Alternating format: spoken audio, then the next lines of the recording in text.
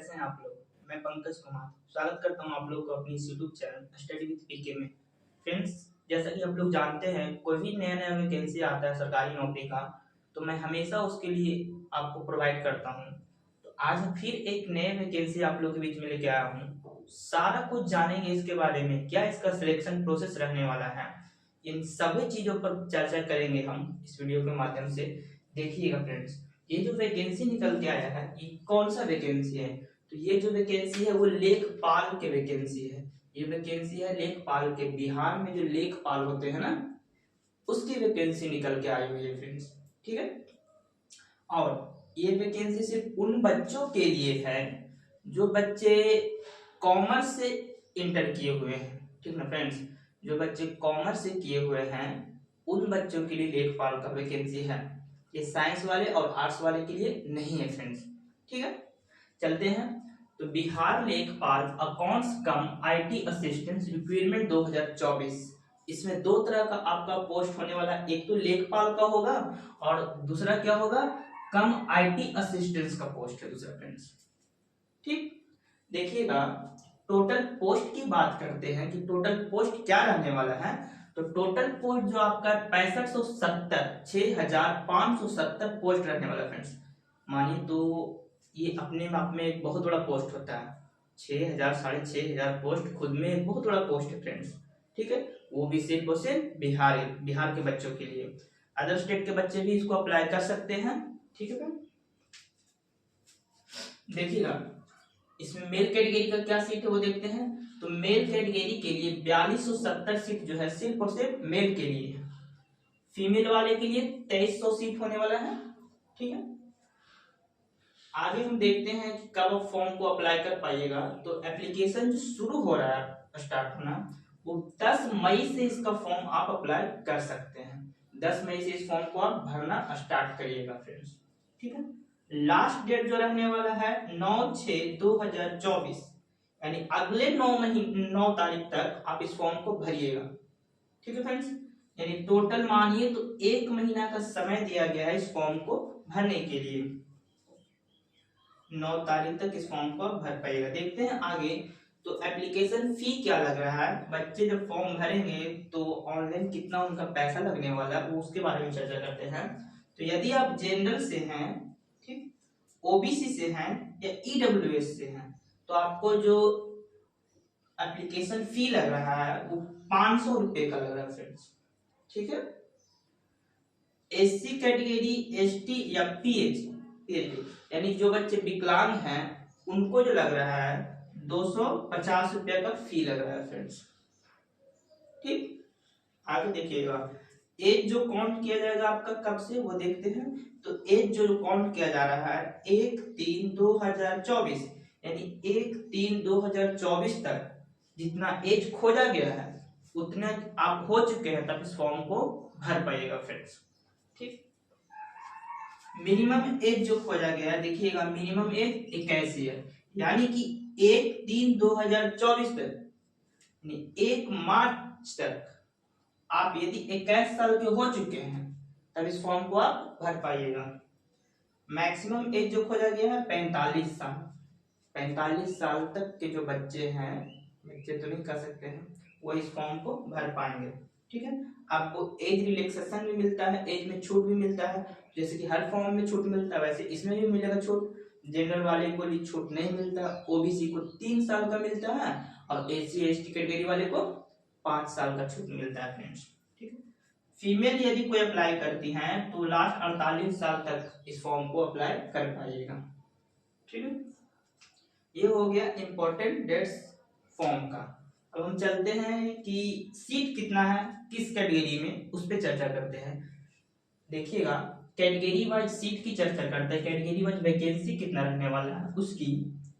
तो इधर में आप देखिएगा जेंडर में मेल और फीमेल लिखा हुआ है।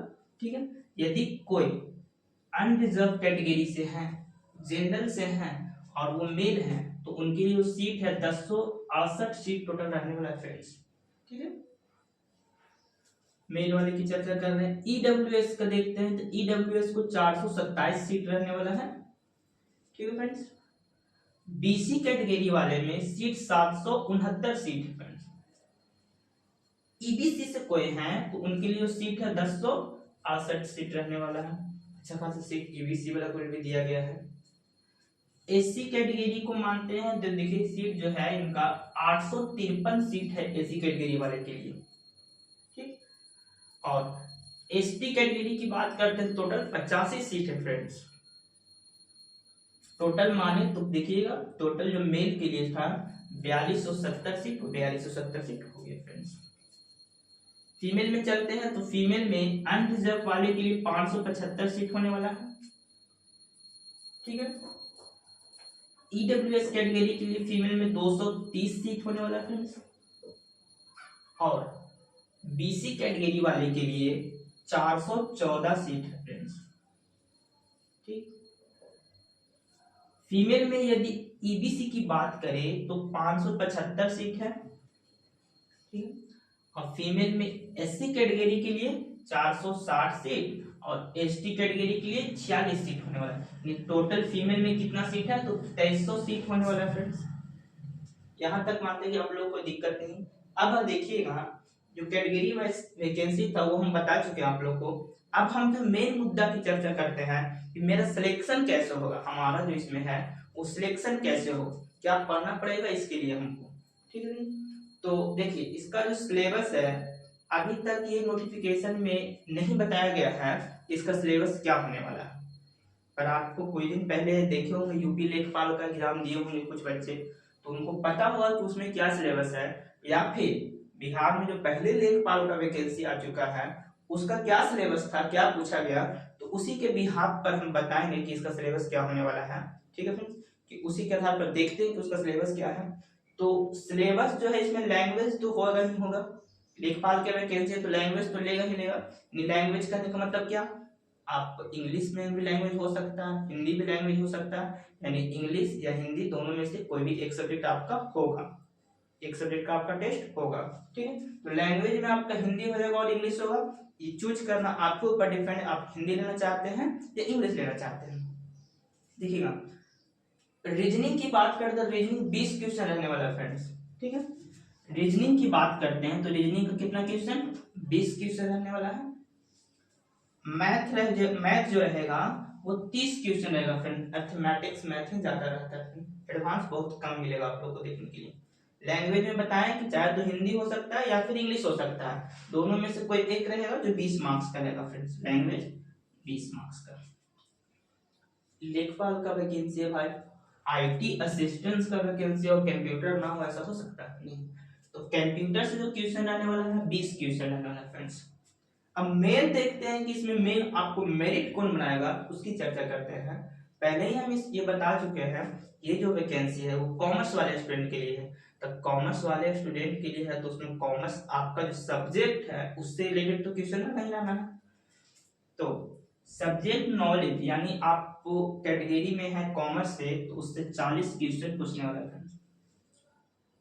कॉमर्स से टोटल कितना क्वेश्चन रहेगा, 40 क्वेश्चन रहेगा। अकाउंट्स वगैरह ये सब सारे इसी में ऐड हैं कि सब्जेक्ट जो है वो टोटल जिस सब्जेक्ट से आप ग्रेजुएशन किए, जिस सब्जेक्ट से आप इंटर किए हैं उससे टोटल क्वेश्चन कितना रहने वाला है, 40। ये जो हो गया आपका सिलेबस का चर्चा, यानी टोटल जो क्वेश्चन ऑफ मार्क्स क्वेश्चन कहें तो टोटल जो क्वेश्चन रहने वाला है वो 130 क्वेश्चन है फ्रेंड्स। टाइम जो आपको दिया जाएगा तो 1.5 घंटा टाइम दिया जाएगा फ्रेंड, यानी 90 मिनट का टाइम आपको इस सब्जेक्ट को बनाने के लिए टाइम दिया जाएगा फ्रेंड। देखिए बिहार लेखपाल का जो डिटेल था वो हम आप लोग को बता चुके हैं। यदि कोई स्टूडेंट वैसे हैं जिनको इन सब में कुछ दिक्कत हुआ होगा तो कमेंट के माध्यम से पूछ सकते हैं। और फ्रेंड्स एक बात और, आप लोग चैनल को सब्सक्राइब नहीं करते हैं, चैनल को सब्सक्राइब करिए, लाइक करिए, ताकि हम हमेशा आप लोग के लिए बीच में अपडेट लेकर आता रहूं फ्रेंड। जय हिंद।